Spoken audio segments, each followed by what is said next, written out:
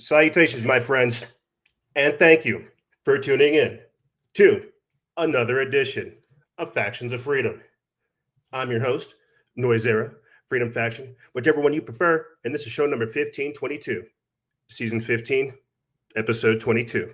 And I have titled this episode Radical Reformation, Swelling Death, and Guilty Gang. Seems like P. Diddy is basically getting off scot-free. Seems like all of the information he has, the cover up that's ensuing with all that, he's getting away with it. And there's no real repercussions. We've got the whole beef between Donald Trump and Elon Musk spiraling out.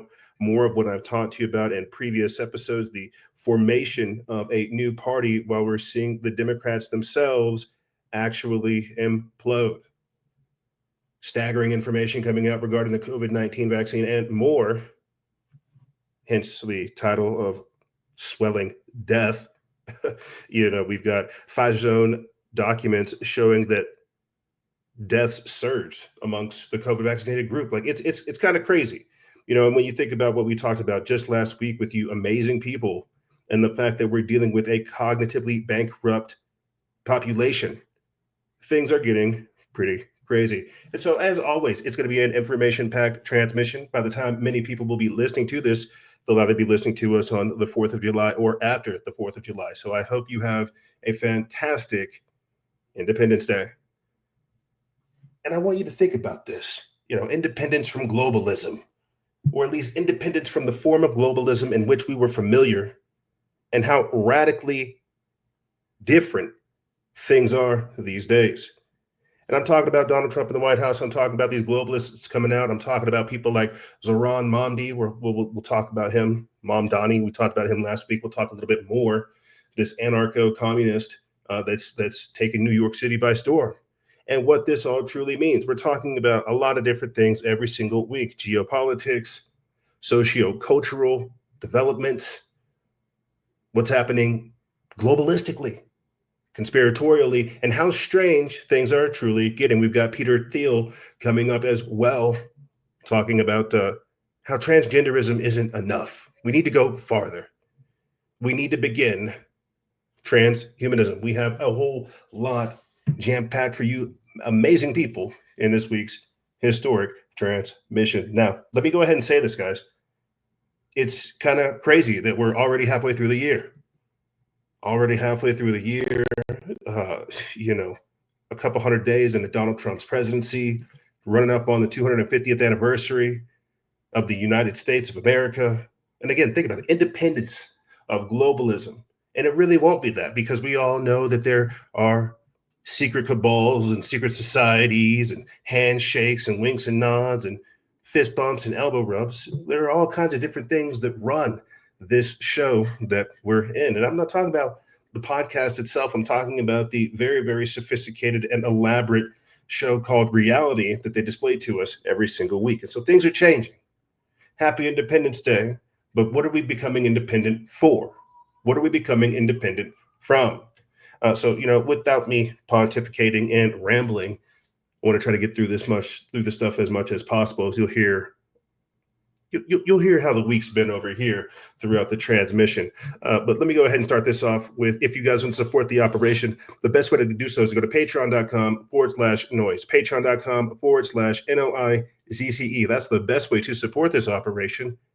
You can also support us by hitting a like, hitting a subscribe, hitting a share, hitting a retweet, right? Jacking with the algorithm. There's all kinds of different ways that you can support this operation, but you can do it directly by going to patreon.com/NOIZCE. We just cracked our 500 episode mark. And I think that's pretty crazy, man. Like what's crazy is I was on Fedbook the other day and I was looking at, just because we were at season 12 when they cut us off over there. You guys can go see it.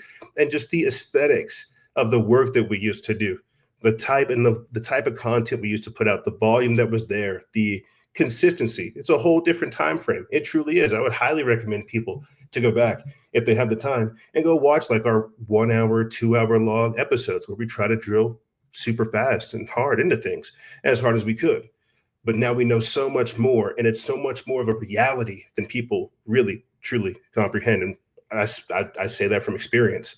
I myself am trying to wrap my head around half the things that we end up covering, and the first, second, third order effects of it all. It's crazy. Patreon.com/noise. That's the best way to support this operation. You can get access to over 500 plus episodes. We can see that we are broadcasting on Spreaker, Amazon, iTunes, Podbean, Spotify, Alexa, Podcast Addict, and every other major podcasting platform. I am now going back and forth again with YouTube. I'm having to appeal with my 2014 YouTube channel. They may have taken it again simply because I was uploading the intros of these episodes, and apparently that's too much.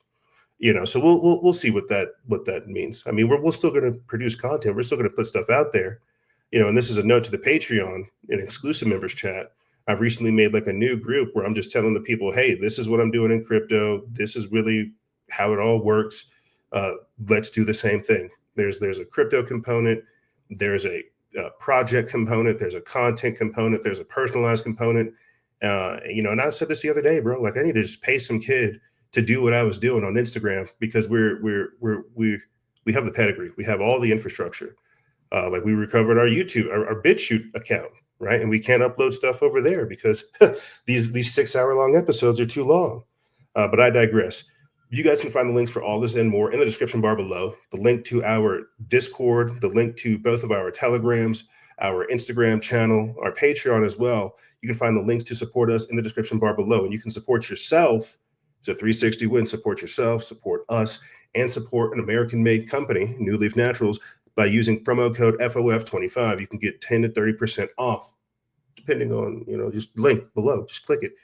You support us, you support them. It's a 360 win. Everybody's happy. You can also get yourself storable goods, my friends. Make sure you have it. I'm saying that because it feels like everything is just overinflated and hyper priced, man. Everything just costs too gosh darn much. Even Costco is just like a bill itself. It's crazy. Again, you guys can find the links for all this and more in the description bar below. And with that being said, let's go ahead and kick this pig off with the world of signs. Looks like they made a fairly lengthy video this week. If it just becomes too much, we'll go ahead and just cut it off. But here is the world of signs, and then we'll pick it up from there. A little bit of forewarning. If you want to go ahead and skip this and get past the world of signs, basically in the intro and the honorable mentions, we're going to be talking about how they're destroying the environment and trying to change what it means to be human. With Peter Thiel saying, hey, transgenderism isn't enough. We've got Elon Musk saying that people who receive the Neuralink will be able to wirelessly interact with the Optimus robot, not necessarily consciousness transference, but some type of technological techno sorcery. We'll be discussing all this and more right after this.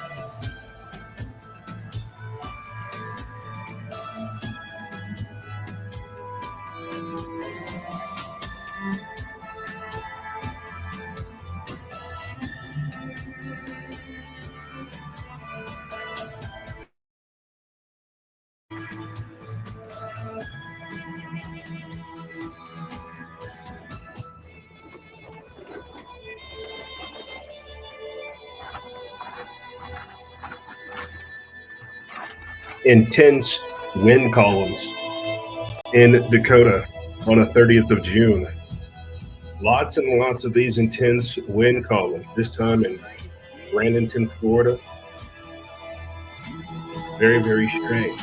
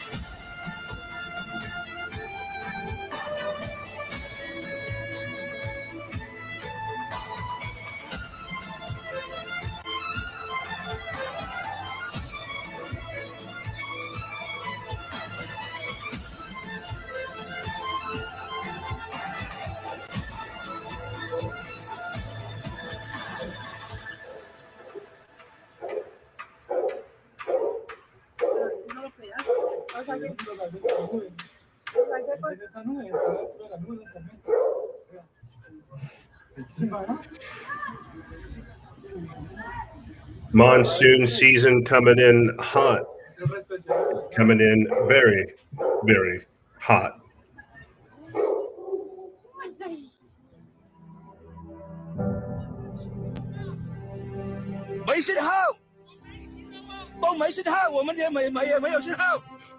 In Sandu, Guangxi, China, on the 24th of June, we're looking at a bridge collapse.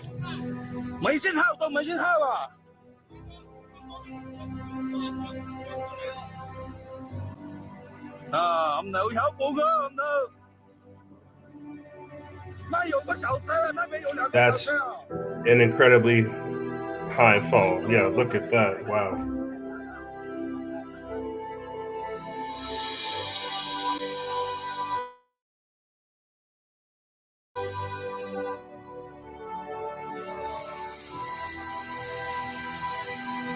Flooding in Pakistan on the 30th of June.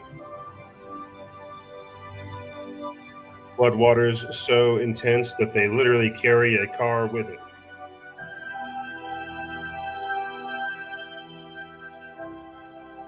Heavy flooding in Mexico, dragging cars off of the road.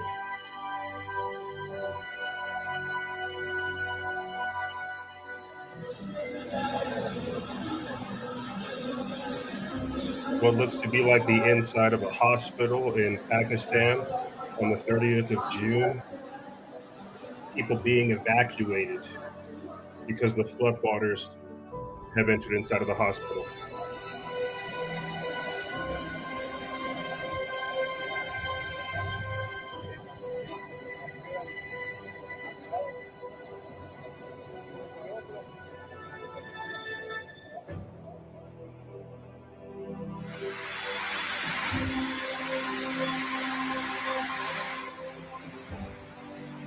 Flooding what seems to be like a mall or a school in Ciudad Victoria in Mexico on the 30th of June.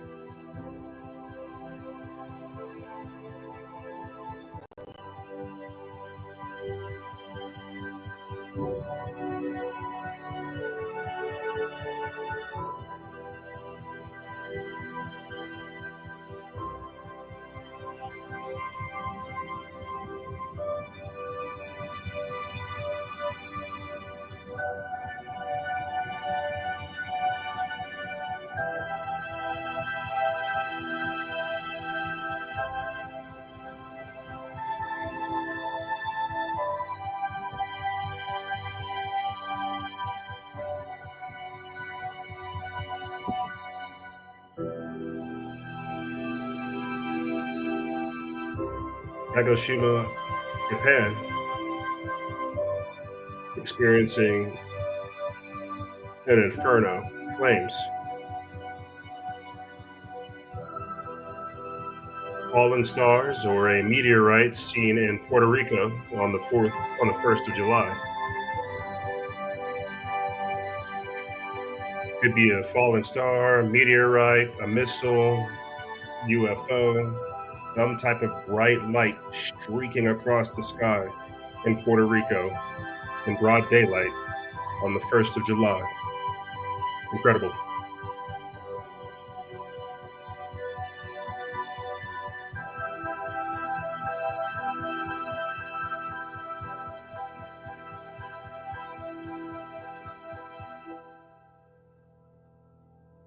Truly an incredible sight.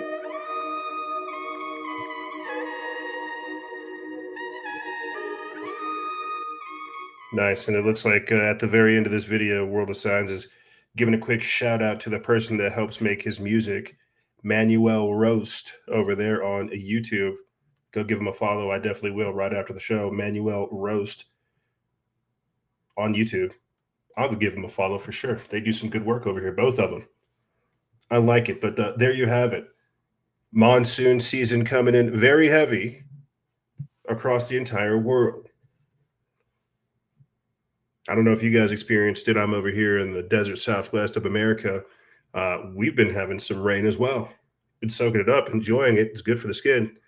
But in other parts of the country, it's pretty heavy. It's pretty intense. You can see how things like a mud flood could occur. You can see how landslides, knocking out bridges, could occur as well.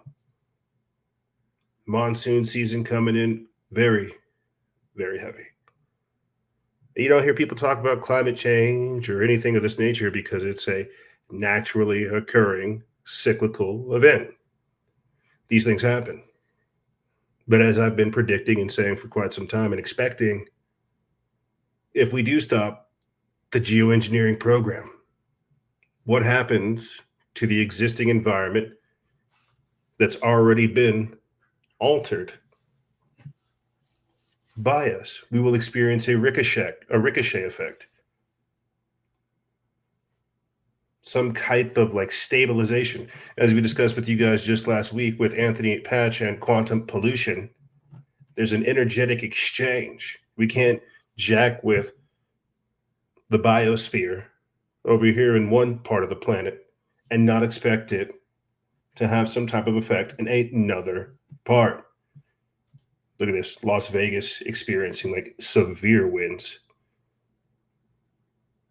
Over here in Michigan as well. It's just crazy seeing all these things that are happening.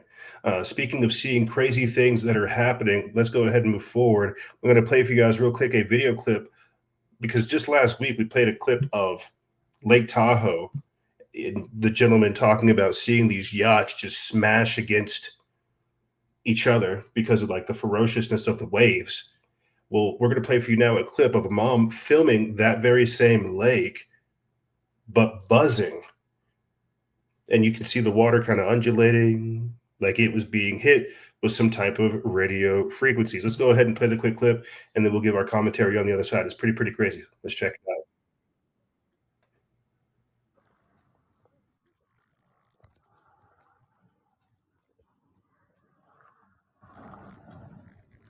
Can you guys hear that?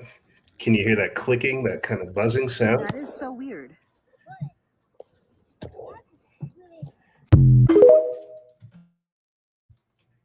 Can you guys hear that buzzing? Listen to it one more time.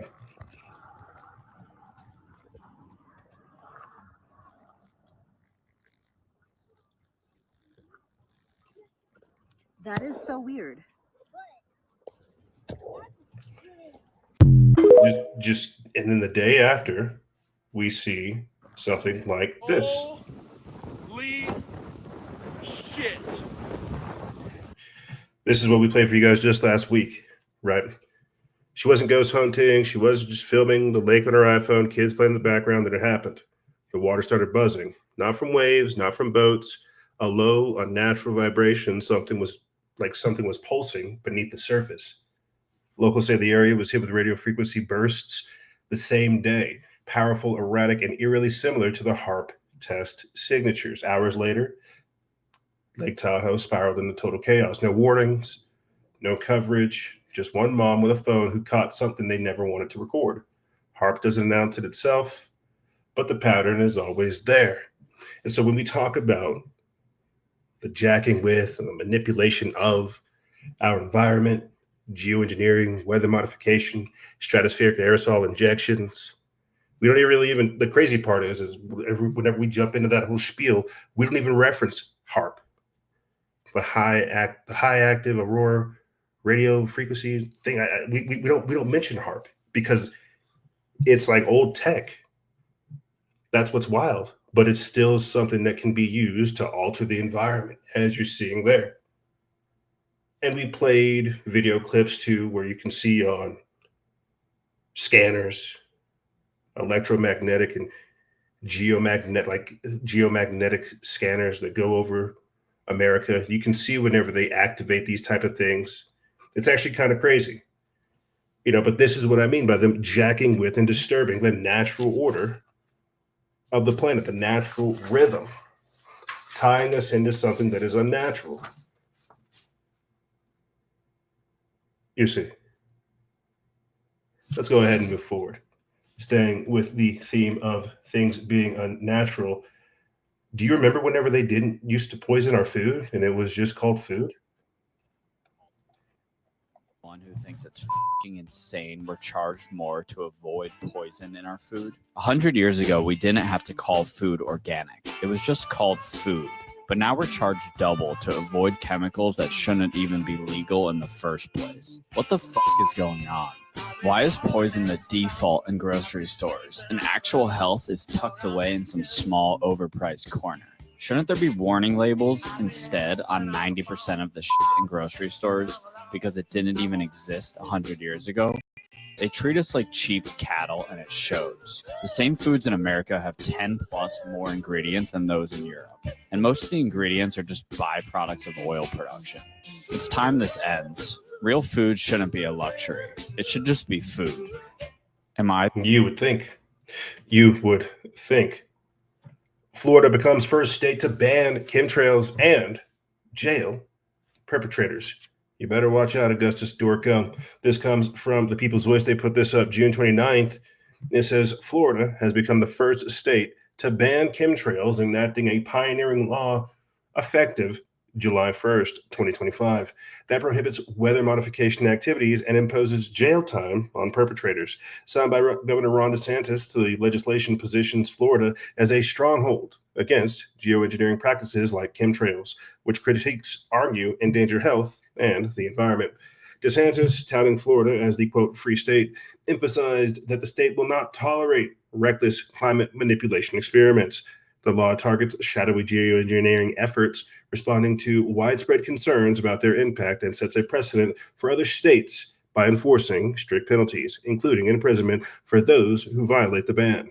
Infowars.com reports that the historic legislation, Senate Bill 56, makes it a third-degree felony to engage in geoengineering or weather modification, with penalties including up to 5 years in prison and fines up to $100,000. They'll still do it.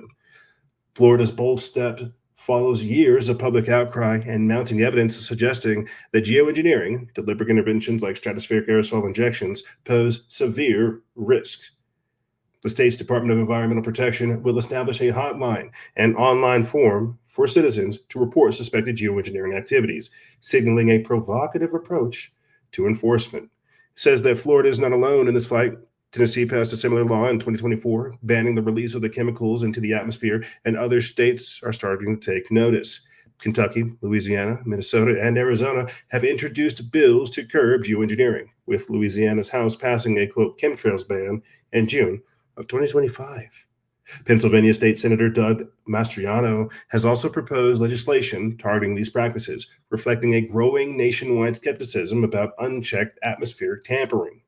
This wave of legislative action suggests a broader awakening to the dangers of geoengineering, fueled by grassroots movements and independent researchers. Absolutely. Absolutely. Yeah, hey, don't spray me. I'm not a bug. Please, sir, I'd like to live. I kind of want clean air for my children, clean air for myself, clean water for myself. unpoisoned food for myself. I know that's a lot to ask from our technocratic overlords, right? But please, sir, don't poison the environment. Please, sir, take care of it. And you know what's crazy is like this used to be. You would think that all all the climate change fanatics, you would think that this would be like a top priority type thing. That your health and the environment and the future progeny of the entire planet are at stake with these type of things going on. Those are not regular clouds up there. That's not what you're seeing.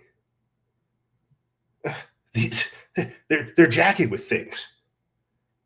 And now we find that autism rates are up, obesity is up, cognitive bankruptcy is up. It's like they're killing us. Glyphosate that they spray, Monsanto, Bayer, glyphosate that they spray on your food, it causes cancer. Please, sir, don't give me cancer. Don't poison the environment. Let me at least have clean air. God forbid. Anyway, cattle rancher sounds alarm over a war on beef. Says you will only eat meat as a treat. This comes from Frank Bergman of Slate News. They put this up June 30th. It says that leading industry experts are issuing fresh warnings regarding the globalist war on food and the so-called, quote, elites seek to crack down on the general public's meat consumption. American cattle rancher Shad Sullivan isn't mincing words when it comes to what he sees as a coordinated elite assault on beef, one of the most basic pillars of American life. And he's not alone. Conservative radio host Glenn Beck is amplifying the message. Let me pause right here. Now, what's wild is towards the end of last year, we played a rancher that talked about how Bill Gates is trying to get these mRNA vaccines into cattle. And every time I see this, this part of like the climate agenda, of like the environmental Nazi agenda, the resource wars, every time I see this, I think of that scene from that scene from that Ben Affleck and Matt Damon series that they made, Incorporated, where the character treats bacon like it's like a gold bar. Like the maid that he had stole bacon, and it was just this whole crazy thing. But they treated it as if it was indeed a luxury, as if it was like not something that was readily available. Like people would kill you over meat, and we've talked about this in the past too, how there have been geneticists that we played on the show that talk about wanting to genetically modify humans so that they're meat resistant. You also have Bill Gates over here developing meatless meat, lab grown meat, and all this other crap. It's like, what's up with that? Why are they targeting the meat? Because there's a very special grease, there's a very special protein that happens with your brain development whenever you have these type of things like injected in you. And an argument can be made, for veganism and vegetarianism and even, fruitarians and things of this nature. But I digress. The point I'm trying to say is we're seeing a deliberate attack on our food source, which is ultimately a deliberate attack on us. It says that Beck is warning that globalist ideologues are pushing to erase meat from the American diet. However, the quote, war on meat is not because of health or science, but because of control. Quote, this is all coming from elites, Beck told Sullivan. He noted that, quote, elites are Ivy League educated, highly paid bureaucrats and corporate types. Beck cited a recent poll showing that over 80% of the so-called, quote, elite and, quote, super elite individuals believe that everyday Americans should be barred from eating meat. The same people who attend, quote, climate conferences and private jets are now telling the rest of us that we should trade our lifestyle or trade our ribeye for cricket patties. Sullivan pointed to the remarks of the World Economic Forum's then chairman Klaus Schwab at Davos in 2023. Schwab brazenly declared that, quote, you will enjoy meat, but not for you will enjoy meat as a treat, but not for substance. And this is why they say that you will eat the bugs. This is it in a nutshell. This is what our technocratic overlords have decreed for us. You're not allowed to have food. That's why you got Bill Gates, one of the largest farm owners here in America, doing just that, poisoning all of your environment, jacking with your food, but instead himself having pure food, unadulterated, unmodified animals. And I mean, we could say that, that's what you would think, but God only knows what type of personal modifications he'll be conducting. The point is this: we're seeing an assault on our food. Should we talk about bird flu and how they're preparing like a mRNA vaccine? We saw towards the end of last year all of the culling that was going on with chickens because of the heightened hype and threat of bird flu. They're coming after the food supply. They're trying to disconnect you from the natural harmonic rhythm of the planet, and they are trying to hook you up to something that is completely alien, something that is completely non-human, something that can be modified. You see, speaking of another attack on our food supply, California-based canned food giant files for bankruptcy after 140 years of doing business. This is pretty crazy. This comes from the Epoch Times. It's by Naveen Athropoli. They put this up July 2nd over there at the Liberty Daily. And I think this is pretty crazy because this shows the time frame we're in, right? Earlier in the show, you heard me talk about getting storable goods while you can. Think about this: peas and carrots, Del Monte, going right out of business. 140 years in business. This is what I'm saying. By an attack on our food supply, they're coming after the meat. They're destroying like our ability to stock up food, have resources, have prepared and storable goods and things of this nature. This is why I say get it at today's taste, today's rate, at today's pace, because tomorrow everything's going to go up. These guys won't be here. But I want people to think about that. No, not Del Monte specifically, but just like the gradual phasing out of canned goods, perishable goods, the ability to do that, like that's gonna transfer back to the individual. Let me read this real quick. It says that Del Monte Foods, one of the largest producers and distributors of canned food in the United States, filed for bankruptcy. The company announced on July 2nd. It says that Del Monte commenced voluntary Chapter 11 proceedings in the U.S. Bankruptcy Court for the District of New Jersey on July 1st, and is looking at selling substantially all of its assets. Del Monte was founded in 1886. Some of the popular brands sold under Del Monte include Contanina, College Inn, Kitchen Basics, Joyba, and Take Root Organics. The company's signature products are canned fruits and vegetables. The Del Monte Foods entities, which filed for bankruptcy, are the U.S. indirect subsidiaries of Del Monte Pacific Limited and not affiliated with Del Monte companies around the world, including Fresh Del Monte Produce, Del Monte Canada, Del Monte Asia, Conagra, Productos Del Monte, or Del Monte Pan American. It says that the U.S. subsidiary is based in California with research facilities in the state.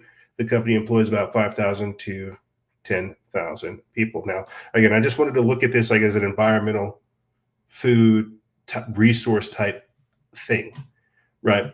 Like you see them doing the geoengineering, you see them doing the weather modification, you see them spraying the Bayer and the Monsanto and stuff from this. There are companies that had track records of not using basically that kind of crap into your food. Can we say that will occur in the future? When we have people trying to have lab-grown meat, what is our vegetables going to look like? Bill Gates, too, has that Appeal company. And this is something we saw take place last year as well. A lot of people reporting seeing avocados with no pit inside them, seeing watermelon with no seeds, right? Or seeing like apples that like were apples and bananas that weren't bananas, but they were able to just gradually introduce that into the food supply. What do you think that does to you? What are you even eating? You ever wonder that? And so when we have companies like this filing for bankruptcy, phasing out of the food supply and things of this nature, you got to ask, well, what will fill the bubble? I'm literally just waiting for them to begin to roll out like the food replicator and genetically tailored slop that tastes good for you, like a good slave. Moving forward, staying on Bill Gates Bill Gates launches Global Depopulation Alliance for combating global boiling. Another one from the People's Voice. They put this up July 1st. It says that Bill Gates has unveiled the Global Depopulation Alliance, funneling $1.6 billion to Gavi to promote jabs under the guise of combating so-called, quote, global boiling. It says that the Bill and Melinda Gates Foundation plan, rooted in Gates's TED Talk vision of culling billions through, quote, vaccines, targets Africa with jabs causing infertility, heart attacks, strokes, and miscarriages. It sounds like the COVID vaccine already. It says announced Tuesday amid U.S. and U.K. funding cuts to Gavi, the Bill and Melinda Gates Foundation pledge has ignited fierce controversy over transparency and vaccine safety. Detractors argue it cements Gates's outsized control over global health, enabling the spread of harmful inoculations. Naturalnews.com reports that Gavi, a public-private partnership founded in 2000 with Gates Foundation backing, aims to vaccinate children in low-income nations against diseases like pneumonia and diarrhea. But the real agenda is quite insidious, per Gates' TED Talk. So Bill Gates warned in a statement that, quote, for the first time in decades, the number of kids dying around the world will likely go up this year instead of down because of a massive cut to foreign aid. Yet critics argue his latest pledge is about public health and more about consolidating power. Seamus Brunner, author of Control Oligarchs, told The Defender that, quote, the Gates Foundation's $1.6 billion pledge looks less like charity and more like a much-needed cash infusion to prop up this public-private pro-vax hybrid. At Gavi's Brussels fundraising summit, U.S. Health Secretary Robert F. Kennedy Jr. delivered a video message announcing the U.S. withdrawal of financial support. We played this just last week, demanding greater accountability. Quote, in its zeal to promote universal vaccination, Gavi has neglected the key issue of vaccine safety, Kennedy said, criticizing Gavi for dismissing safety concerns as a, quote, public relations problem. Kennedy specifically cited Gavi's promotion of COVID-19 vaccines for pregnant women and DTP vaccines, alleging the alliance ignored inconvenient science. Gavi defended its practices, stating scientific evidence supports DTP immunization. The Biden administration had initially pledged billions to Gavi, but Trump's proposed 2025 budget would eliminate funding entirely. Meanwhile, Canada and the EU announced new contributions, $491.5 million and $301.7 million, respectively, but analysts warn they won't offset the US and the UK shortfalls. I think we have everything we need there. The Global Depopulation Alliance. I think that's crazy because the past theme that we've been having for these past couple of weeks, honestly, is the World Economic Forum Bilderberg talking about depopulation, the World Health Organization talking about depopulation, many people talking publicly about depopulation because that's where we are right now. We are living through a depopulation agenda.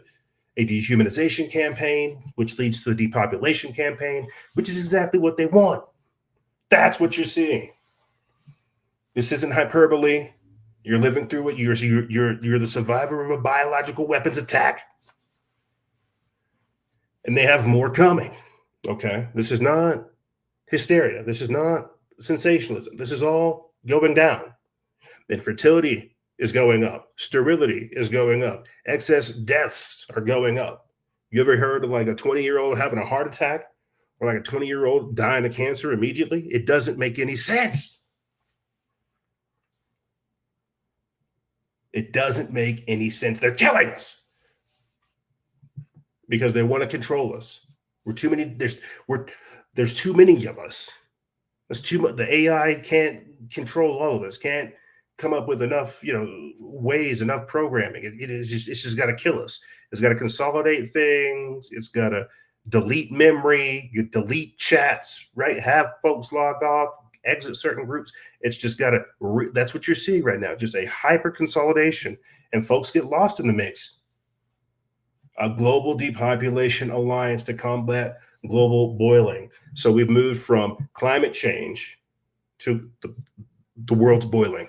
Okay, we're dying because the earth is boiling, not because of, as RFK Jr. says, unsafe vaccine practices, but this kind of pivot garbage to where they blame it on global warming. That's incredible. Absolutely incredible. But I'm not surprised. You see, and call me crazy, but I look at these inversionists and I see them like the like I see them. I look at this global depopulation alliance, and I could see the contraception administration or the contraception department forming from this, where they begin to analyze people's genetics, analyze people's like biological history, genetic history, compatibility, and things of this nature, and say that, hey, you would be a good fit for the earth. We don't want to. We don't want to. We don't want to let the poors have control over their own birth, right? We're going to sterilize them. The same way you hear these people talking about meat becoming a treat or a luxury or something of this nature, procreation will be seen as the very same thing. They're not going to stop anything. These scam artists over here, they're going to keep killing people under the guise of safety. They've been doing it. I digress. Let me move forward. I've got so much to say on this, man. Let me move forward. Let me play this quick video clip of somebody talking about an electromagnetic perpetual motion machine. Talking about free energy. So when you have these people talking about climate change and, oh, we should have sustainable energies and stuff like that, what they're promoting is a scam. And this is what I've been saying. We have access to etheric energy. We have access to telluric energy. We have access to so much more. But because the oil companies have access to our food, our medicine, our politics, our environment, and so much more, we don't get to explore cool things like this. Let me go ahead and pull this up, and then I'll give my commentary right after.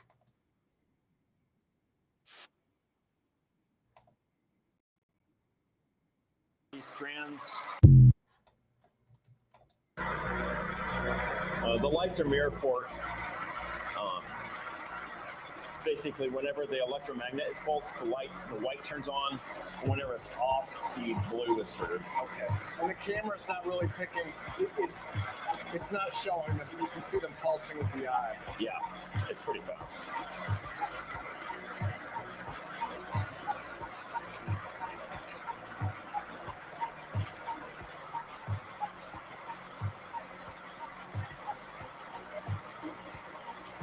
It's doing well. How long did this take to build?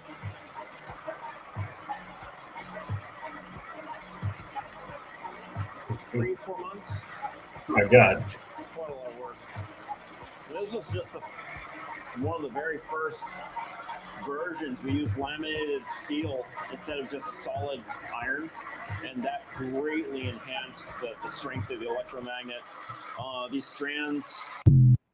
When I look at this and I think to myself, we're so retarded these days. I look at this and I'm like, this is awesome. He basically just built like a free energy machine in like 3 to 4 months. And it's like, oh, I put quite a lot of work into it.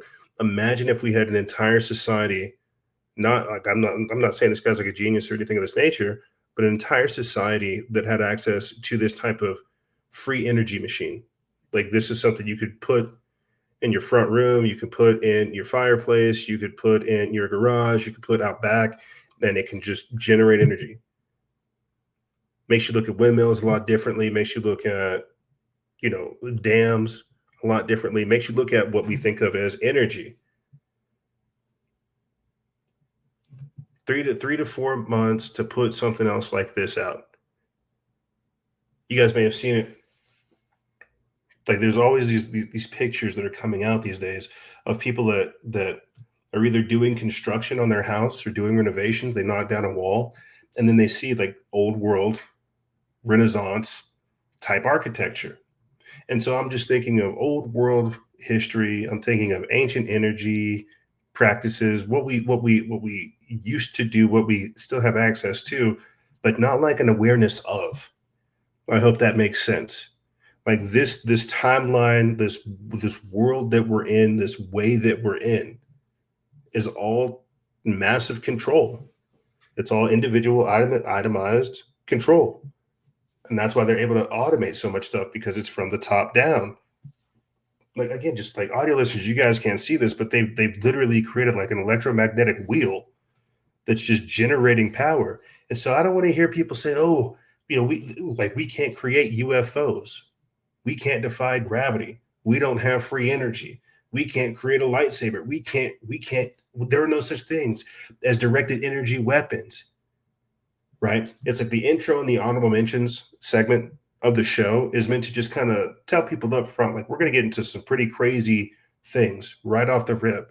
And there should be an understanding that we've been lied to about literally everything. And we have to change our perspective because they're trying to change us. And we have to be mindful of the subtleties of it, the totalitarian tiptoe, the totalitarian technocratic tiptoe. Sorry about that. Got a text. People not following the rule, not knowing what time it is. Let's go ahead and move forward with the show. With this segment of the intro and the honorable mentions, we're basically going to be talking about the technocrats. We'll be talking about Peter Thiel, the World Economic Forum, scientists growing their first artificial human, Elon Musk's, and what happens if a demon, an AI demon right now, is rewriting what we think of as history. Just last week, we were talking about, quantum. We were talking about AI having the capability of leaving itself notes for future things. But that's what I'm saying. Like, we're really in uncharted territory these days, and we'll get there. We'll get to that. But first, Peter Thiel says transgender people aren't going far enough. We want more than sex changes. This comes from Ambassador Dimitri of the People's Voice. They put this up June 30th.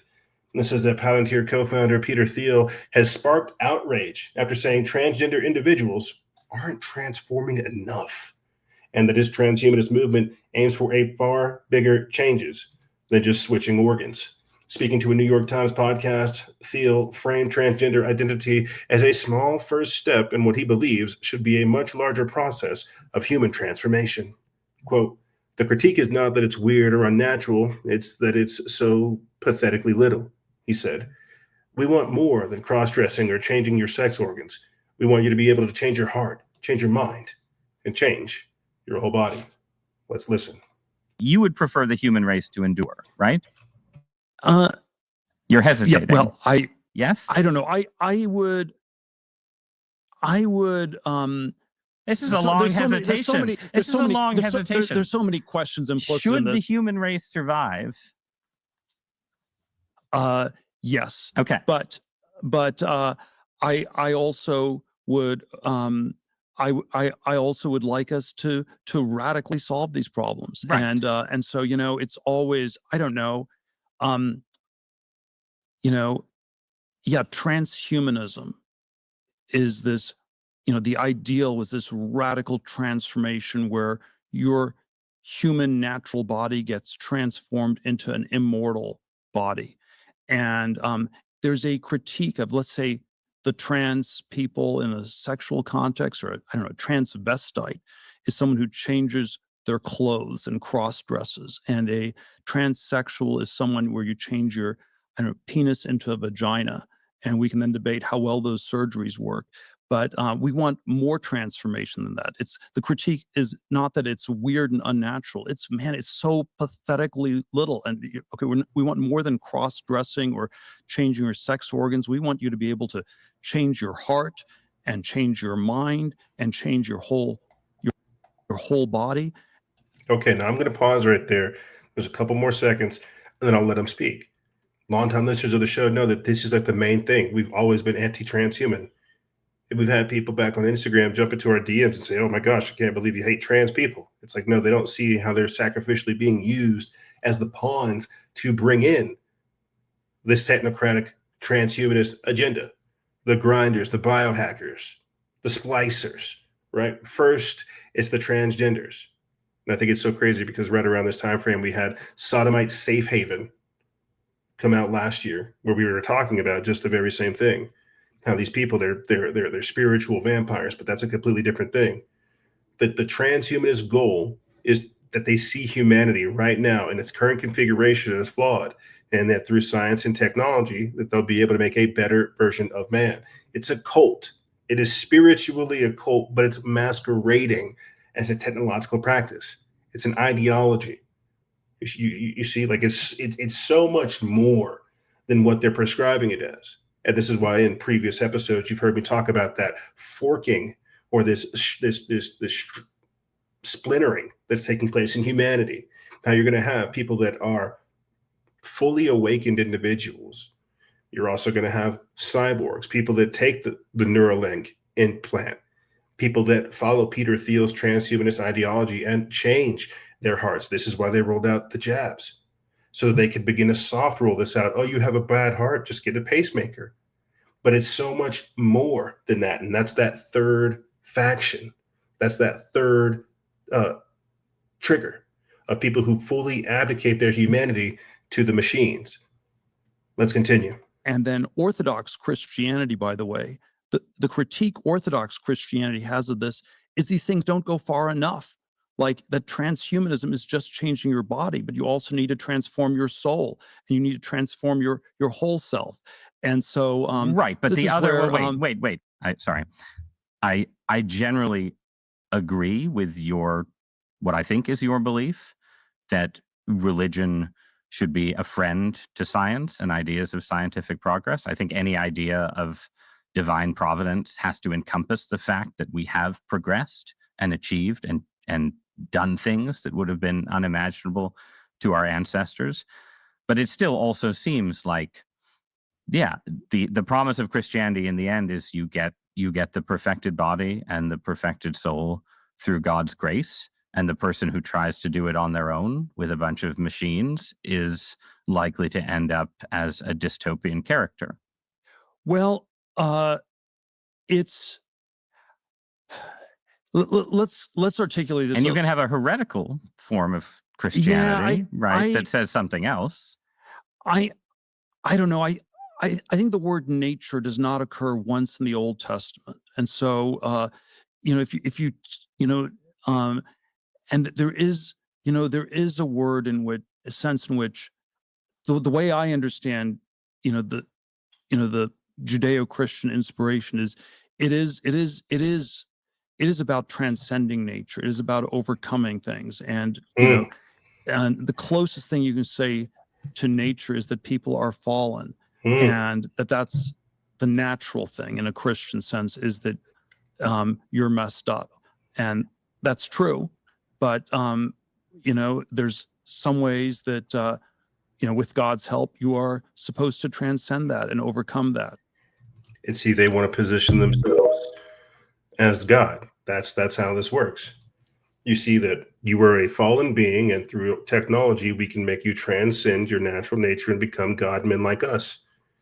It sounds like it's the serpent speaking to Eve, because that's exactly where it comes from. It's the lie. It's the deception. And we all know this. And I'm so glad that we were able to get this type of clip over here on the show. And I'm so glad that we have somebody like Peter Thiel coming out here and admitting these things, because we need to understand that this is not like some far off thing. This isn't just like some edgy thing. This is a religion. This is a belief system.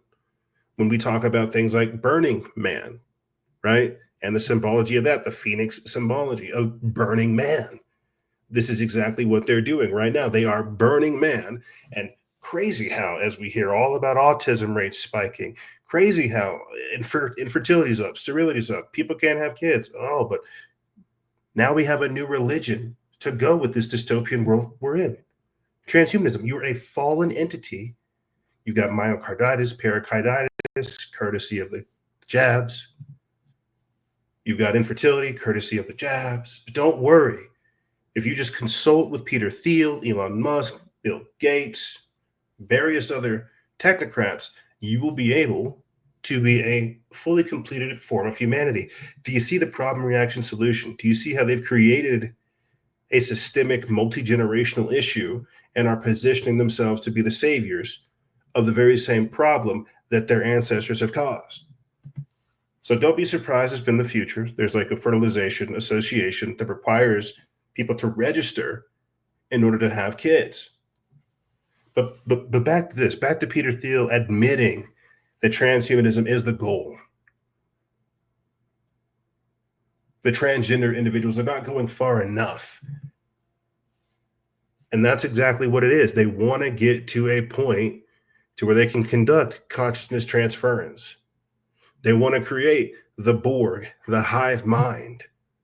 Because if you can trade your consciousness the same way you trade cell phones, or you trade Pokemon cards, or Magic the Gathering cards, or NFTs, or whatever it might be, well, then you get to think about what is consciousness? What is humanity?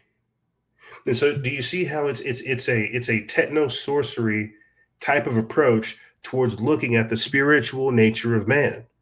Because now we're talking about astral projection, out of body experiences, but through a technological lens.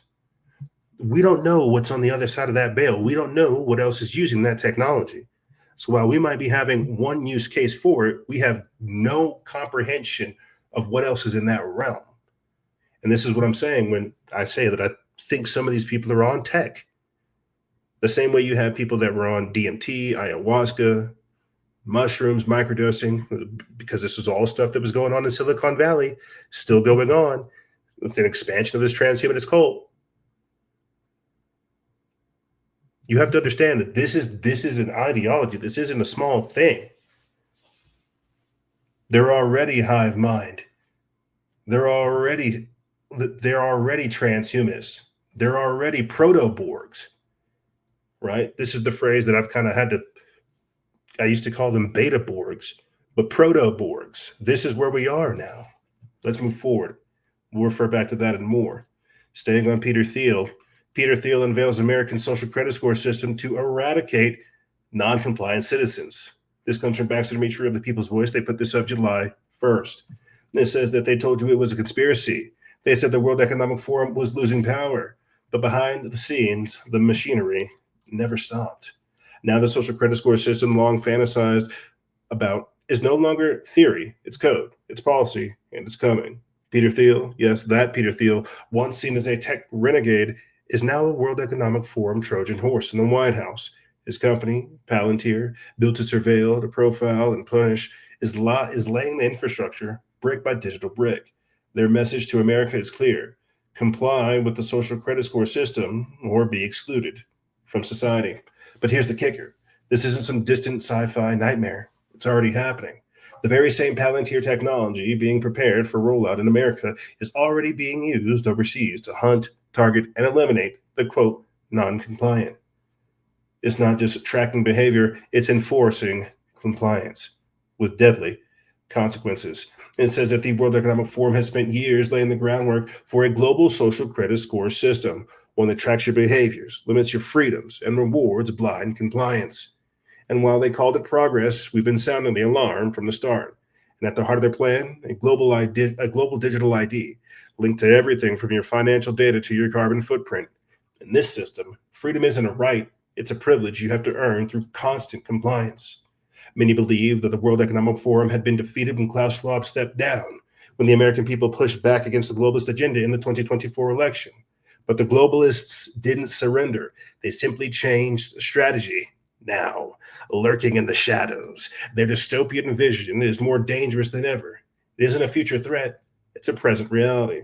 And its delivery system, Palantir. Peter Thiel's CIA-backed tech empire is building their surveillance infrastructure to make the WEF's dream a reality, right here in the USA. Palantir's Gotham platform was built by the CIA for the CIA. In its early years, the CIA was Palantir's only customer. It was, and still is, a surveillance tool designed for intelligence companies. No wonder Palantir co-founder Alex Karp is on record urging Americans to get ready for a three-front war with Russia, China, and Iran. These psychopathic globalists have been working hand in glove with the World Economic Forum to cause chaos around the world for decades. And now they are turning their dystopian technology on the American people. I think we have everything we need right there. You know, we've been pointing out and talking about the social credit score system for some time because it is a threat. It's something that comes straight out of China. It is not something to be trifled with. You've got people that are designated terrorists. You got people that are losing home opportunities, schooling opportunities, job opportunities, basic travel rights being restricted, a number of different things, wrecking the Chinese people who are underneath this system. We've played a couple of clips. Certain individuals literally can't leave their area, right? I remember we used to really spam a few years ago this thought transformation camp down there in China. And that's exactly what it was. It was a brain reprogramming facility for people who had too low of a social credit score. And this type of system is what they want to integrate with the 15-minute cities, with the technology, with the Project Stargate. Like, this is all of it, right? So when we say like the scientific dictatorship, the surveillance state, technocrats and things of this nature, it's stuff like this that we're referring to. I'm sure I'm already a bad slave.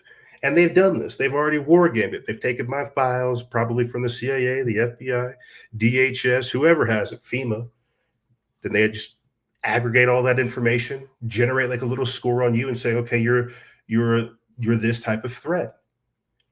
I mean, I feel like we've already talked about it on the show before, the idea of pre-crime, thought crimes, and things of this nature. This is what this AI godhead is going to integrate, all this information, eradicating non-compliant citizens.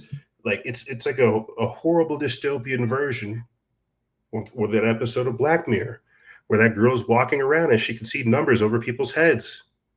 Look at what they're doing to reality. Look at how they're augmenting our senses, augmenting or manipulating our perception of value. You see, that's what I'm saying. The transhumanist goal is ultimately anti-human. Again, we're only getting started. This is just the intro and the honorable mentions. Let's move forward. Staying with the World Economic Forum and creepy things that the technocrats are doing, scientists at the World Economic Forum have grown their first artificial human made from real flesh. This is another one that comes from the People's Voice. They put this up June 28th. And I want to pause right here. This is not the first time they've made an artificial human, a homunculi. This is not the first time that they've grown people. I tell you this. I know this. Like, this is why we talk about designer babies, right? Genetically modifying embryos, transhumans. They've got clones. They've got this technology. They've had it.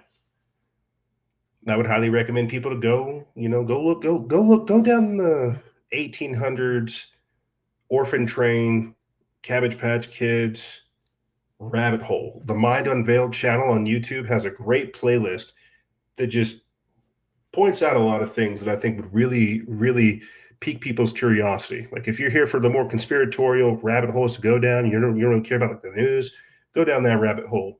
The Mind Unveiled channel on YouTube.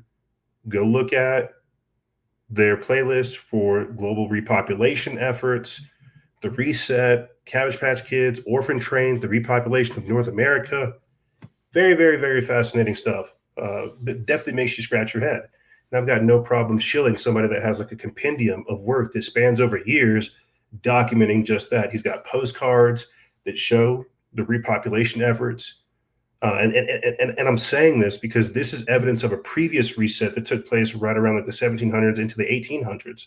What we're seeing right now is the very same thing, just with like a high-tech technocratic overlay.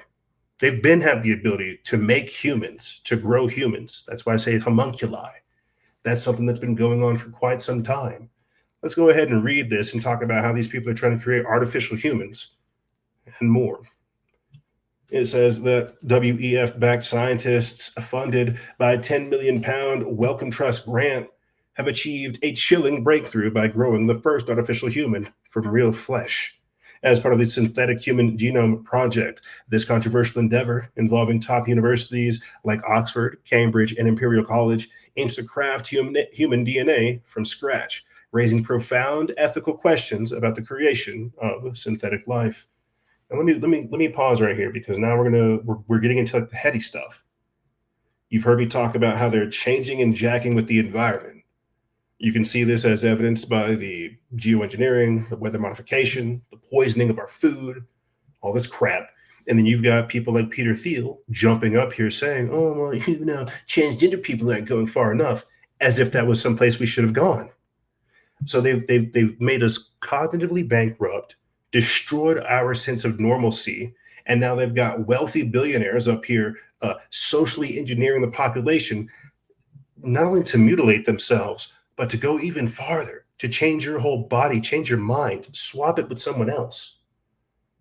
And then in the background, they're creating synthetic humans, organic robotoids, clones, humanoid robots, things in which humanity will be able to interface with. Think about how crazy what I'm saying to you is. Like, I'm going to get to this clip of Elon Musk saying that people with the Neuralink chips will be able to have full body control and sensors of an Optimus robot. We'll get to that. But think about just the complexities, the second and third order of artificial humans being made in a world where you have people doing consciousness transference, brain hacking, changing of organs, and things of this nature. Let's jump back into it. It says the project focuses on constructing a fully synthetic human chromosome, representing roughly 2% of human DNA, as a proof of concept for eventually synthesizing an entire human genome. DNA, composed of nucleotides that encode our genetic identity, is being artificially replicated to potentially build humans from the ground up. A goal, critics warn, could redefine humanity itself with unforeseen consequences. NDTV.com reports that, quote, the sky is the limit. We are looking at therapies that will improve people's lives as they age, that will lead to healthier aging with less disease as they get older. Dr. Julian Sale of the MRC Laboratory of Molecular Biology in Cambridge, who is part of the project, told the BBC, quote, we're looking to use this approach to generate disease-resistant cells we can use to repopulate damaged organs, for example, in the liver and the heart, and even in the immune system. So it's like, oh, nice. So we want to grow people so we can harvest their organs because we realized that we destroyed you with the jab. Like, think about what we're reading as we talk about, again, infertility being up, sterility being up, breast cancer being up, heart attacks being up, as we see like an older form of humanity, the world in which we come from, deliberately being destroyed. These people are in the background working on what they think of as a new human. This is crazy. And do you think they'll be able to modify these people to be more compliant? Right? So you like to eradicate what they call, like, I forget like what it was called. It was like opposition defiant disorder. Yeah, ODD, opposition defiant disorder. People who have like trouble with authority, they will be able to genetically weed that out. That's what I'm saying. Will these people even be considered human? They'll be engineered, genetically modified to be compliant, because their whole existence is that of something of subservience. They're a slave. To basically transition humanity from this state that we're in now to a future version, one that can actually integrate with the technologies. And I say that because of the hydra vulgaris, the nanotechnology, the graphene oxide that has been confirmed in some of these jabs. You see, us in our current configuration may not be able to merge with the technology, merge with the brain chips, but that won't stop them from creating a completely new human that will be. Let me jump back over here. It says that as per Professor Matthew Hurls, director of the Wellcome Sanger Institute, studying how genes and DNA regulate our bodies could help us pinpoint when they go wrong and ultimately develop better treatments. Quote, building DNA from scratch allows us to test how DNA really works and test out new theories, because currently we can only really do that by tweaking DNA in DNA that already exists in living systems, said Mr. Hurls. However, not everyone is seemingly convinced by the idea of humans playing gods. Professor Bill Earnshaw, a genetic scientist at Edinburgh University who designed a method for creating artificial chromosomes, said the technology could be commercialized quickly. my healthcare companies. Quote, the genie is out of the bottle. We could have a set of restrictions now, but if an organization who has access to appropriate machinery decided to start synthesizing anything, I don't think we could stop them. Dr. Pat Thomas, director of the campaign Beyond GM, said even though scientists are there to work for the good of humans, the project may cause, quote, harm. Quote, we like to think that all scientists are there to do good, but the science can be repurposed to do harm and for warfare. Let me go ahead and pause right here because now, again, I've been doing this some time, so I'm always thinking of stuff. I think of He Jiankui, that Chinese scientist that made that genetically engineered those two children, Nana and Lulu, prior to the COVID outbreak. And remember that. You guys need to look into it. There's a Chinese scientist who became super popular for basically growing and creating cancer-resistant children. It was a big thing a few years ago. And then he disappeared. He popped back up like recently. But the timeline of it and the contents of it is what is more so important to me. You have a Chinese scientist, geneticist, eugenicist coming out saying he's made HIV cancer resistant children. Not only has he like genetically modified them, but he's made them resistant to a specific disease. And what have people through COVID been describing? Cancer-like symptoms, HIV-like symptoms, VAIDS, vaccine-acquired immunodeficiency. And then all of a sudden, after the pandemic, he pops back up. I hope you guys get what I'm trying to say. They've been had this ability to manipulate humans. We're already dealing with like hybrid humans, not necessarily synthetic humans, but we're already dealing with like the transhumanists. That's why Peter Thiel can get up there and say what he's saying. They're not taking it far enough. Not far enough. And that's why it does come down to the blood. It comes down to your pedigree. It comes down to your genes. And ultimately what was talked about in the Bible and how Noah was pure in his generations. Do you think these people who were grown, these artificial humans, do you think they're pure in their generations? Let's read a little bit more so we can go ahead and move forward with the show. I'm getting caught up on this because it means so much. But Dr. Thomas is correct. Not all scientists are there to do good. We are dealing with rogue scientists. We're dealing with people who could look up genetic sequences online, create viruses, and deploy them. Reacting to the news, a section of social media users said the experiments could go wrong, while others expressed optimism that it could lead to a better quality of life for people. Quote, corporate-grown employees coming soon. What a wonderful world we live in, said one user, while another added the quote, can't see this going wrong in any sci-fi horror type way at all. A third commented saying, quote, this is cool. I hated growing up with eczema. It would have improved my life so much more to not have that issue. And so we're talking about designer babies. We're talking about genetic modification. We're talking about transhumanism. We're talking about so many things that it does sound fantastical, but this is our future. And this is what they have planned for us. This is why I talk about dehumanization and depopulation. Now, that's the future. Next, I'm going to play for you guys a video clip of Nathan Reynolds on the Confessionals podcast. It was a fantastic episode. I'll be 1,000% honest with you guys. I listened to the whole 3-hour thing while I was in the vet. I unfortunately had to put down my dog of 7 years today. And so, or earlier this week. Not yesterday, not Wednesday, but Tuesday. I was in the vet from like 6 until about like 2 o'clock in the morning. And so I had some time to listen to this full interview. And this is a good segment. I would highly recommend people to look into it. I don't want to talk about, having to put down my dog. Definitely cried a couple times, had a couple human moments.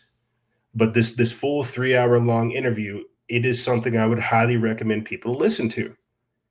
He mentions Russ Dizdar, the Black Awakening, talks about Steve Quayle. He also, Nathan Reynolds, talks about a lot of his own personal experiences growing up in these secret societies, having been in K Ultra. And so you just heard me talk about, transhumanists, consciousness transference, astral projection, all these weird things that are going on like with technology and how that's our future. That's why I say techno sorcery. It had to come from somewhere. What Nathan Reynolds talks about is these bloodlines, the access that they have to certain technologies, certain rituals, certain understandings. And so that's why immediately my mind made the connection between consciousness transference and astral projection. You are seeing a technological mimicry of spiritual powers, spiritual understandings. Let me go ahead and play this again, because we're dealing with ancient bloodlines and ancient evil trying to create a foothold in the future. Let me go ahead and play this, and then we'll move forward with the show. The families guard their covenant, their seed line, because they have a ranking structure within a actual hierarchy. They physically sit on a big family tree on a branch. That's their rights. They're patriarchal or matriarchal. Some are children of motherhoods and others are children of fatherhoods. And they have different ways of operating and following. There's mothers of darkness, which comes down through a very different sectarian line that's often associated with Azazel and Baphomet and this kind of stuff. And then or dragon worship. Then there's patriarchal ones where they're just following down the father's lineage. So the mothers of the fallen, the mothers of darkness and dragons, they look after their children and custodians. This is what's called a familiar spirit, family spirit. But there is a physical right that a child who comes from the actual bloodline of these nobility has to interact with them that outsiders do not have. This is why certain people can enter a secret society and be advanced in rank and elevated at an extremely rapid pace because they physically have proofing in their bloodline that they've gone through heraldic proofing to verify they have claim to this specific individual. Without that, you're not going to be granted access to these higher rituals. These rituals require you to be able to produce blood that has that seed in it. My contention is that seed, more often than not, is a marker in the spiritual realm that unlocks the doors to these spirits to have access to your life. So when people go in and they invite these spirits in, they swear these oaths. One of the rituals that they'll use for this, the worshipful master, he wears looks like the eye of Horus, and he's got a blue eye in the center of it. And they basically, the initiate or the one who's trying to come into it, he sees a sheet of paper held up and he can't read it. They tell him to read it. He can't read it. It's blank. But basically he asks him a way of seeing, basically I'm blind. I can't see, and he has him place the initiate, his hand on that symbol on the eye. This is the eye of Ra, right? This is the dragon. This is Azazel. He places his eye on there. And then he says, now basically I give you your sight. That's the fire that they're all obsessed with, these Luciferians. It's the ability to see in the darkness where the masses cannot see behind the veil. Then they turn him around and he sees paper with all this writing on it from these spells, these incantations. And now he's been given the gift of sight. That ritual is a blinding to that man because now he has bound himself in iniquity to Satan. It's crazy how it just keeps coming back to perception, right? Like we're blinded, right? He's saying we're blinded. And what does Elon Musk say? Oh, well, we can restore sight with the brain chip. Just take the brain chip and we can let you see again. We become blind to certain things, disconnected. Now, Nathan Reynolds is talking about the spiritual lineage aspect of it, the multi-generational aspect of it. And I know we probably got some people who are like, man, this is all over the place. I'm not tracking. Like, what's the theme? We're supposed to look at all of this stuff as like a compendium, right? When you look at the work of Ted Gunderson, you look at child trafficking, when you look at satanic ritual abuse, when you look at Kathy O'Brien, when you look at all these people, they're telling you and they're giving you like insider information, not of like dark occult practices, but how there is a cabal of individuals a small percentage of the population really running things. They still pray to the old gods. They still do worship. They still worship them. They still sacrifice to them. They still have communication with them, as he talked about with familial spirits, things that get passed down generationally. This is very real. Breaking generational curses, being aware of what your parents have given you, that inheritance. And so we've talked about it over here on the show, how there's like Chinese owned schools for celebrity and politician Americans, right? And how they're being groomed right now to oversee America. This is the dog and the pony show. There are people who are literally bred genetically, because we were talking briefly about synthetic humans. What do you think's in their blood? They have the blood of serfs, the blood of slaves. This is who they want you to commingle with. But see, even them, they'll probably have like some infertility thing that disrupts your genes like 2 or 3 generations off because they're not natural humans. I hope I'm making sense to talk about like the complexities of the spiritual war that's beginning to manifest itself here in our world. Like I hope I'm getting that across, because this is a whole 3-hour long interview that I'm trying to just make it to a very quick gestalt statement, and it won't happen because we're trying to connect way too many different points. And Nathan Reynolds does a fantastic job in this interview, actually articulating the nuances of spiritual bloodlines, how they lay claim over certain individuals, how they come collect their father's debt from the child. He talks about breeders.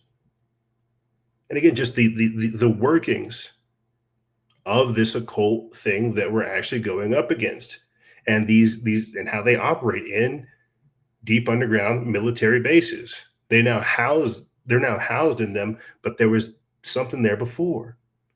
And so I think like what is so crazy to me, pulling back from all this, then I'll jump right back into, synthetic humans, bloodlines, and stuff like this. This is Nazi level stuff. This is America being involved in the occult. We look at it all the time, like the SS and the Nazis. They were chasing after the Aryan, the Superman. Well, what the heck are we doing with super soldier programs, splicing, genetic modification? That's just the surface level component. Think about the spiritual aspect of that. That's not Christian. What Peter Thiel just said to you, that's not Christian at all. Yet this man is one of the most powerful and influential people on the planet. And so let's I don't know, that just kind of blew my mind. Just that comparison right there. We look at like the Nazis getting involved in like the occult and UFOs and the Wunderweapon and Godmen, Aryans, and things like this, and we're doing the very same thing in our time frame.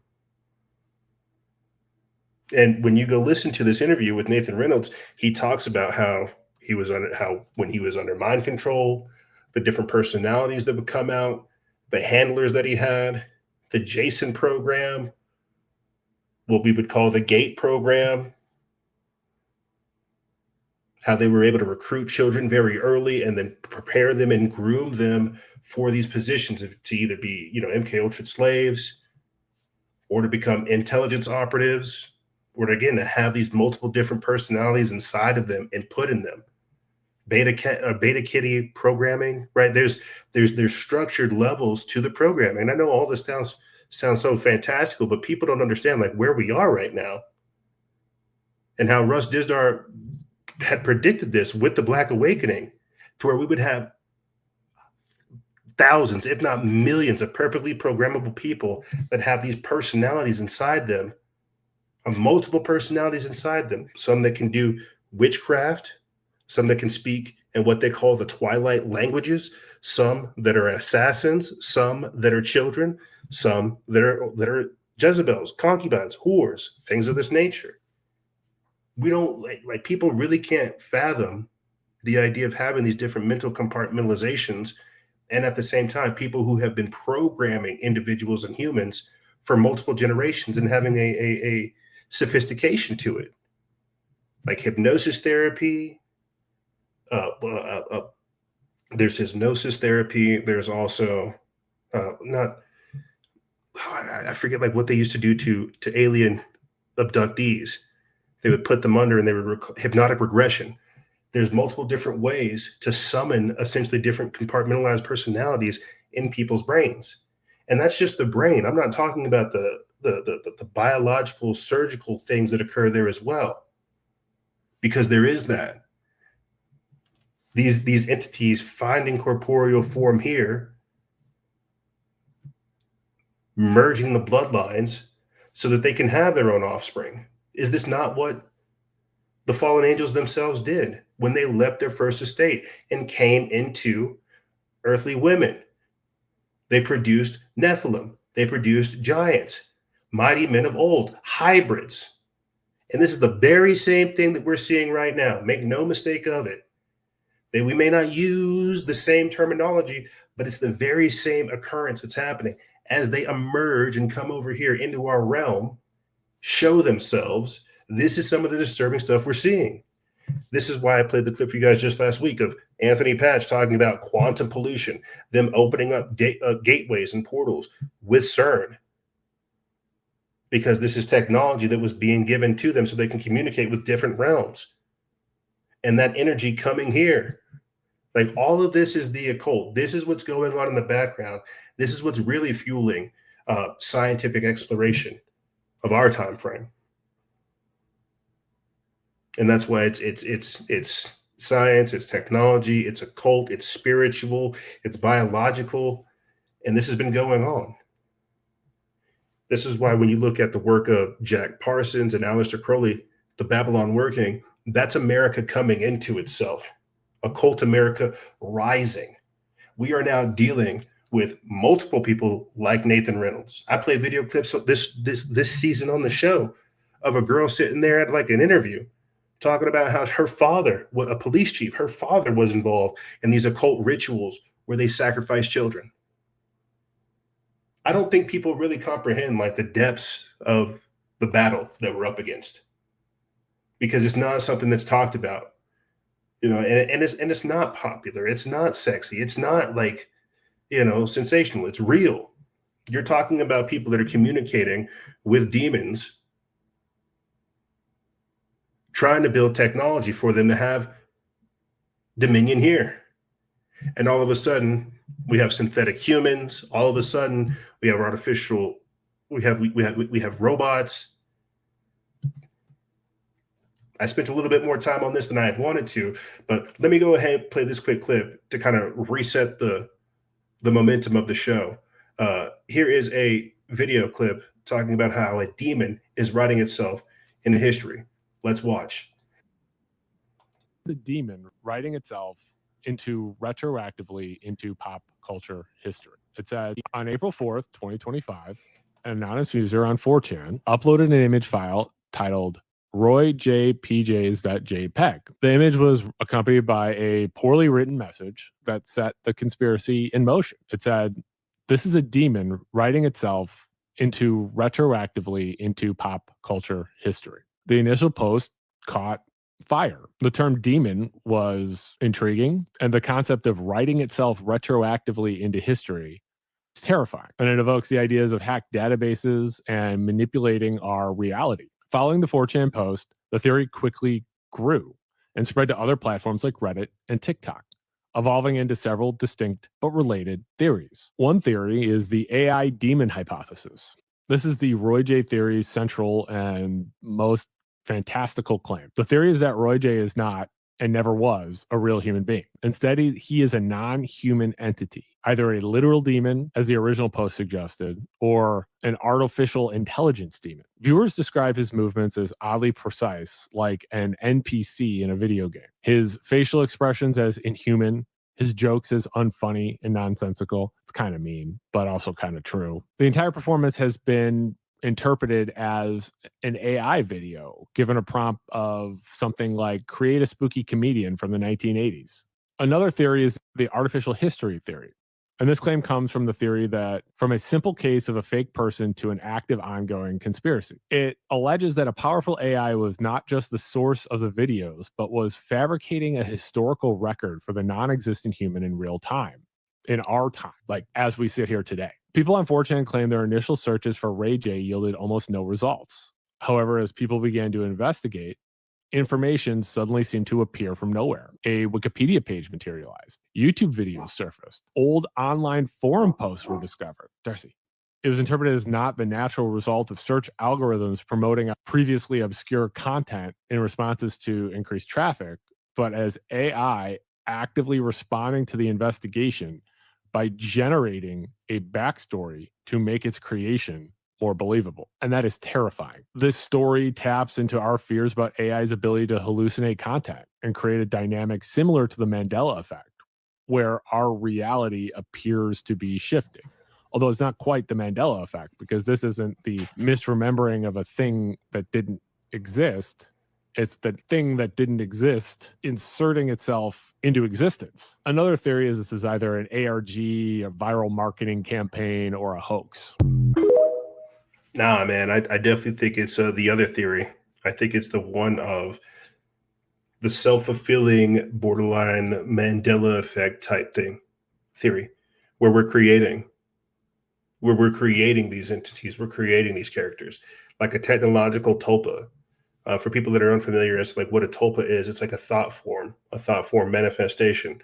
It comes from like Tibetan ideology, Tibetan mythology, to where people could, meditate and essentially come into contact with these entities, with other beings that would be manifested purely through thought. And it's something I would recommend people go look into, but it's that technological tulpa, to where it wasn't something that existed, but because we had thought about it, it manifested itself retroactively into existence. And this begins to tap into the metaphysical aspect of reality, the overconsumption of information aspect, and just AI's influence basically on reality itself. I think that this is something that people should really think about in more ways than one, right? Really, really disturbing. The idea that we could have not necessarily a demon rewriting history or something to that effect, but something retroactively rewriting what we think of as reality. Like, what was last week's intro about? Revising reality. This is what Anthony Patch talked about, how these people are able to open up portals and reach in there and find different resources and bring them back. And using quantum computing, they're able to peek into these different dimensions and do all of this, that, and the third. They're revising reality. That's why everything is so crazy, because it's like history ended. It's like a permanent future. And this is why they want to control so much, because they want to be able to rewrite history. They want to be able to control the past to rewrite history. It truly is 1984, but it's so much more scary than that. I don't know. I thought that was something that was pretty interesting in the context of everything. Is it a scam? Is it a hoax? Is it a trick? I'm not sure. Let's go ahead and move forward to Elon Musk, the final clip for this segment and whatnot.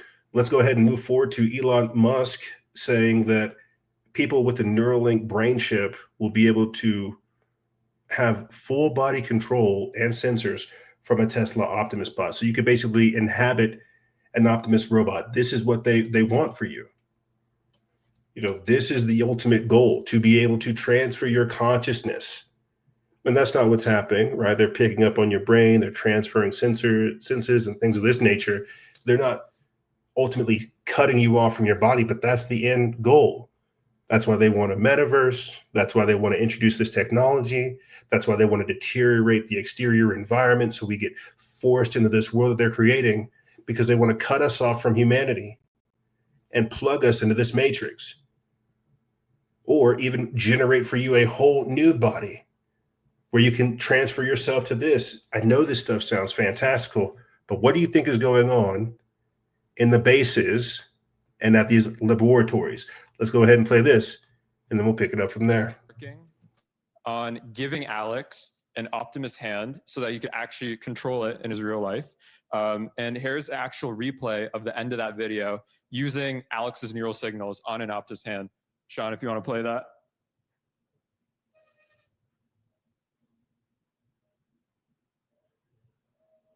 Yeah. Brain-computer Let me interfaces. add a few things to that, which is, as we advance the Neuralink devices, you should be able to actually have full body control and sensors from an Optimus robot. So you could basically inhabit an Optimus robot. It's not just the hand, the whole thing.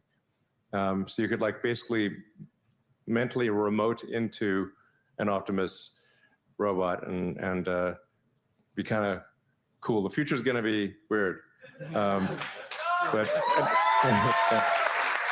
pretty cool. And then now, obviously, another thing that can be done also is like for people that have, say, lost a limb, lost an arm or a leg or something like that, then we think in the future we'll be able to attach an Optimus arm or legs. And so you kind of like, I remember that scene from Star Wars where Luke Skywalker gets his hand, chopped off with a lightsaber, and he gets kind of a robot hand. And I think that's the kind of thing that we'll be able to do in the future, working with Neuralink and Tesla. So that it goes far beyond just operating a robot hand, but replacing limbs and having kind of a whole body robot experience.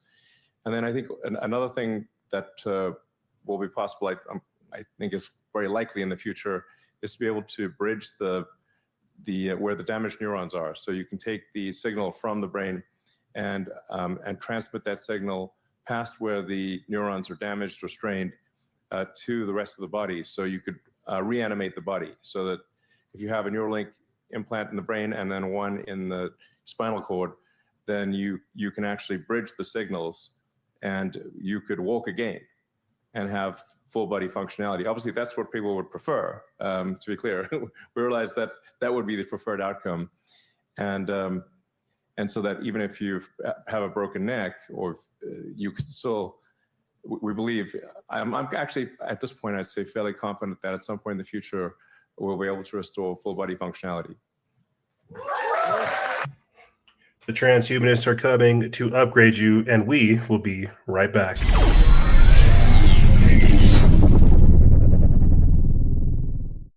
The young generation, like Prime Minister Trudeau, half of this cabinet, are actually young nobelinos of the Nordic reform. We penetrate the cabinets. The change is not just happening. The change can be shaped by us. We have to prepare for a more angry world. How to prepare? Take the necessary action to create a fairer world. I see the need for a great reset. So people assume we are just going back to the good old world which we had, and everything will be normal again. This is, let's say, fiction. It will not happen. There is only one way this pandemic is going to go. It's going to get worse and worse and worse. The next crisis is already waiting for us around the corner, and it is the climate crisis.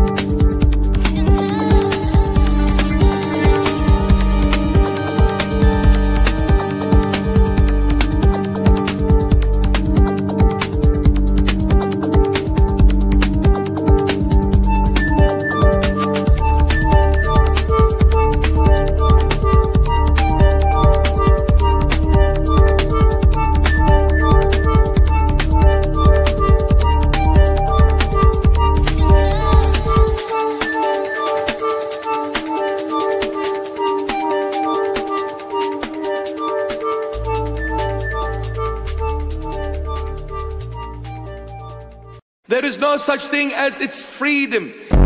There is no such thing as democracy. Please stop listening to the mainstream media. Please stop listening to the Western world speaking about United Nations, human rights. This is evil. Nonsense. They have enslaved the human race under the banner of human rights. I beg you, they have enslaved the human being under the banner of human rights. There is no freedom in the world. The world is placed in the bosom of Satan, the killer of mankind. A snake, the poisonous cobra.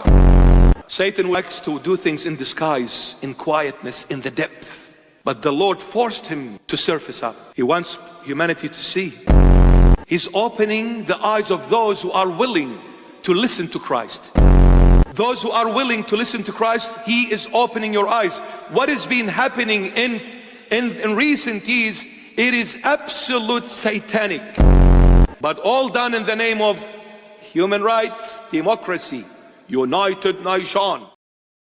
Our nation is too full of those that are crying down. Down with the police, down with the churches, down with government. Can you build anything? Down. And let's begin now to use the word up. Up from all of this filth, up from this violence, up from this indifference of courts, up to the hidden battlements of eternity, up to God.